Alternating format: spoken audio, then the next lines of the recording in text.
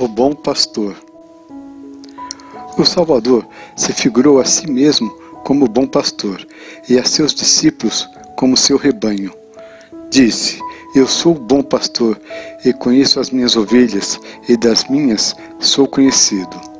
Cristo estava prestes a deixar os seus discípulos e usou dessa imagem a fim de consolá-los. Quando não mais estivesse pessoalmente entre eles, deveriam lembrar-se dessas suas palavras. Sempre que se lhes deparasse com o quadro de um pastor guardando o seu rebanho, haviam de lembrar-se do amor e do cuidado do seu Salvador por eles. Naquele país, o pastor costumava demorar-se junto ao seu rebanho tanto de dia como de noite. De dia o conduzia através de caminhos pedregosos e de florestas, as verdes abundantes pastagens às margens do rio. De noite vigiava junto dele para guardá-los do assalto de animais ferozes ou de ladrões que espreitavam por perto. Com ternura o pastor cuidava das ovelhas fracas e das enfermas. Aos cordeirinhos o tomava em seus braços e o conduzia no regaço. Por maior que fosse o seu rebanho, o pastor conhecia cada uma de suas ovelhas. Cada uma dava-lhe o seu nome, e pelo seu nome a chamavam a todas. Do mesmo modo, Cristo cuida do seu rebanho, que está espalhado em todo o mundo. Ele a todos conhece pelo seu nome, e de cada um cuida como se no mundo não houvesse mais de quem cuidar. O pastor vai adiante de suas ovelhas e o arrosta todos os seus perigos. Enfrenta os animais bravios e os homens roubadores. Muitas vezes ele é morto enquanto está vigiando seu rebanho. É assim que o Salvador guarda o rebanho dos seus discípulos e sobre ele vigia. Viveu na terra como um de nós. Foi menino, adolescente e depois homem. Venceu Satanás e todas as suas tentações para fazer-nos vencedores por ele. Morreu para nos salvar. Enquanto esteja agora no céu, não nos tem esquecido um só momento. Guardará segura a cada um de suas ovelhas. Nenhuma das que o seguem poderá ser arrebatada pelo grande inimigo. Um pastor pode ter 100 ovelhas, porém uma só lhe vem a faltar, e ele só deixará ficar junto à malhada, mas irá em busca daquela que se há extraviado. Em noite escura, debaixo de temporais, percorrendo montes e vales, irá em busca daquela que se perdera, não sossegando até que a tenha encontrado. E tendo-a achado, a toma em seus braços e a reconduz no seu regaço.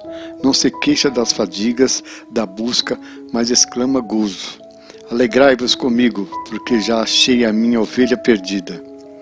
No mesmo modo, o cuidado do Salvador não é apenas para aqueles que estão na malhada.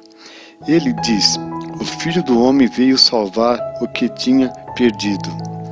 Digo-vos que assim haverá mais alegria no céu sobre um pecador que se arrependa do que sobre 99 justos que não aceitam arrependimento.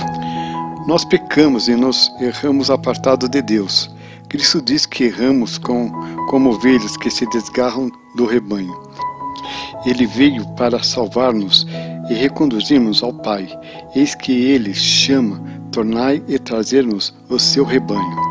Quando volvemos ao nosso pastor e abandonamos o pecado, ele diz a seus anjos: alegrai-vos comigo, porque já achei a minha ovelha perdida. E os anjos jubilosos exaltam, fazendo ecoar pelo céu as mais alegres melodias.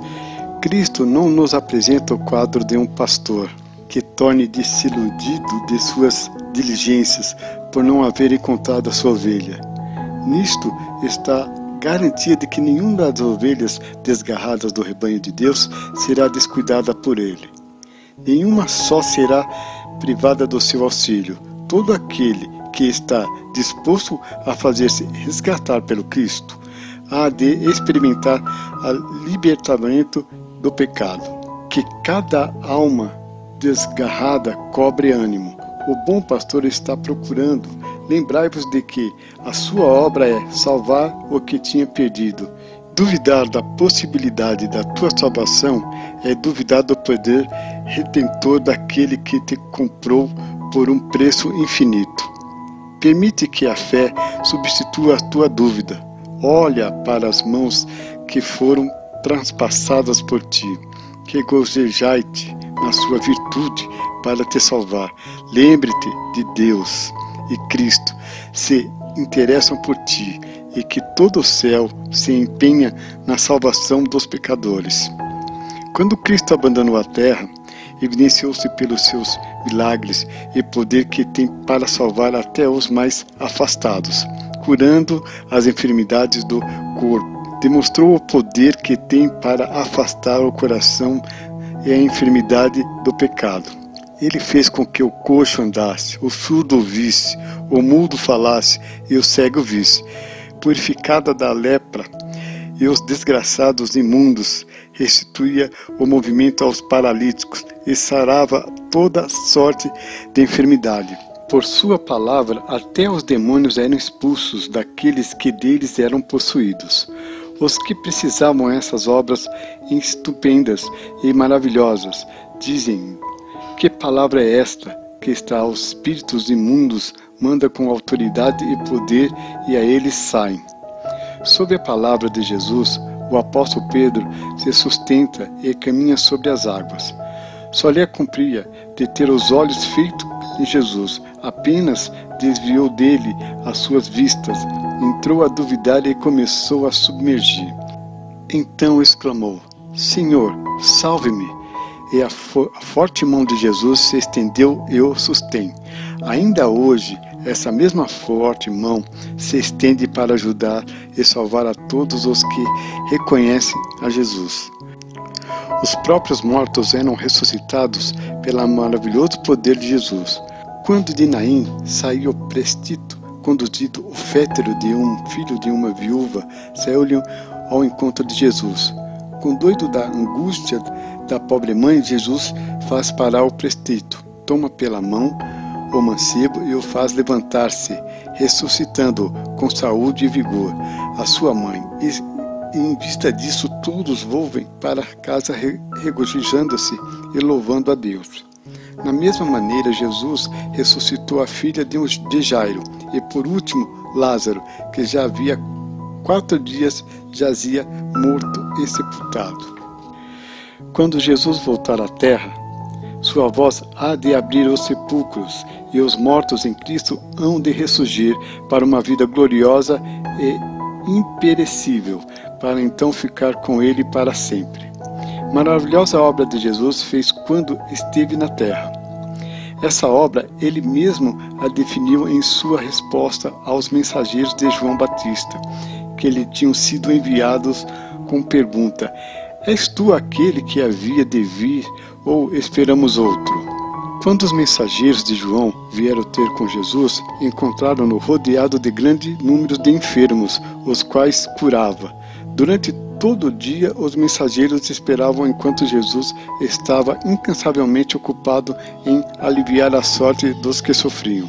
Por último, ele disse: Ide e anunciai a João as coisas que ouvis e vedes. Os cegos veem, os coxos andam, os leprosos são purificados, os surdos ouvem, os mortos são ressuscitados, e o evangelho é anunciado aos pobres. Deste modo, por espaço de 3 anos e meio, Jesus andou de um lado para o outro fazendo o bem.